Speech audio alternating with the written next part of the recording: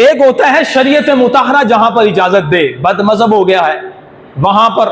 اس کو نیکی کی دعوت دینے کا حکم ہے، لیکن اگر وہ نیکی کی دعوت نہیں بلکہ اس کی صحبت بد سے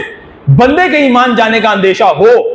وہاں پر شریعت اجازت دیتی ہے۔ لیکن ایک بد مذہب نہیں ہے، اپنے رشتہ دار ہے اور واقعی مذہباً مشرباً اہل سنت سنی ہے، تو اس کے ساتھ ہمارا حق ہے کہ ریلیشن قائم کریں۔ ہمیں یہ اس واقعے سے ہمیں سبق ملے گا۔ سیدنا ابو ہریرہ رضی اللہ تعالیٰ عنہ کچھ اپنے شاگردوں کے اندر حدیث مبارکہ بیان فرما رہے تھے اور احادیث کا حلقہ لگایا ہوا تھا، تو حضرت سیدنا ابو ہریرہ رضی اللہ تعالیٰ عنہ نے فرمایا کہ جو تم میں سے رشتہ توڑنے والا ہے وہ اس مجلس سے اٹھ کر چلا جائے۔ جس نے کسی نے قطع تعلق کی ہوئی ہے، رشتہ توڑا ہوا ہے، وہ اس مجلس سے اٹھ کر چلا جائے۔ اس میں ایک شخص تھا جس نے اپنی پھپھو کے ساتھ رشتہ توڑا ہوا تھا، وہ اٹھا اور جا کر اپنی پھپھو سے معافی تلافی کی، اس کی پھپھو نے اس کو معاف کر دیا،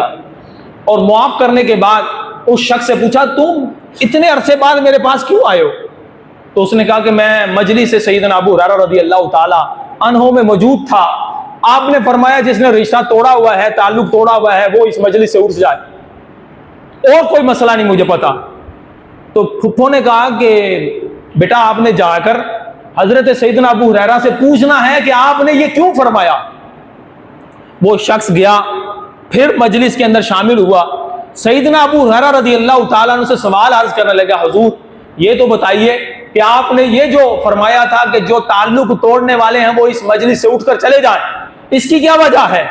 تو سیدنا ابو ہریرہ رضی اللہ تعالیٰ عنہ جو اصحاب صفہ کے مونیٹر بھی تھے، اپنا گھر بار چھوڑ کر بارگاہ رسالت میں آ کر احادیث مبارکہ کا ذخیرہ اکٹھا کر رہے تھے، بلکہ روایات کے اندر سب سے زیادہ روایتیں جس صحابی رسول سے مروی ہیں وہ سیدنا ابو ہریرہ رضی اللہ تعالیٰ عنہ کی ذات مبارکہ ہے۔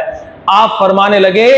کہ اس لیے کہ میں نے نبی پاک صلی اللہ علیہ وسلم کو فرماتے ہوئے سنا ہے کہ جو تعلق توڑنے والا جس مجلس کے اندر ہو، اللہ تعالیٰ اس مجلس پر نظر رحمت نہیں فرماتا۔ آپ نے اپنی مجلس سے اٹھا دینے کا حکم فرما دیا تھا۔ تو ہم غور کر لیں، اگر ہمارے درمیان بھی کوئی تعلق ٹوٹا ہوا ہے، رشتہ جڑا ہوا نہیں ہے، یا ہم اس کے سبب ہیں یا کوئی اور مسبب ہے، کوئی اور سبب بننے والا ہے، تو ہمارا حق یہ ہونا چاہیے ہم رشتہ جوڑنے والے ہوں، ہم ذوی القربہ یعنی رشتہ داروں کے ساتھ صلہ رحمی کرنے والے ہوں۔ پھر فائدہ کیا ہوگا کہ رب کی نظر رحمت مل جائے گی۔ مجلس کے اندر، گلی کے اندر، محلے کے اندر رشتہ توڑنے والا ہو، وہاں پر نظر رحمت نہیں ہو رہی، مسائل کھڑے ہوں گے۔ تو ہمیں کوشش کرنی ہے کہ اللہ تعالیٰ کے اس فرمان کے مطابق کہ اپنے رشتہ داروں کے ساتھ حسن سلوک کریں۔ یہ قرآن پاک کی سورہ بقرہ کی آیت نمبر 83 کے اندر بنی اسرائیل کو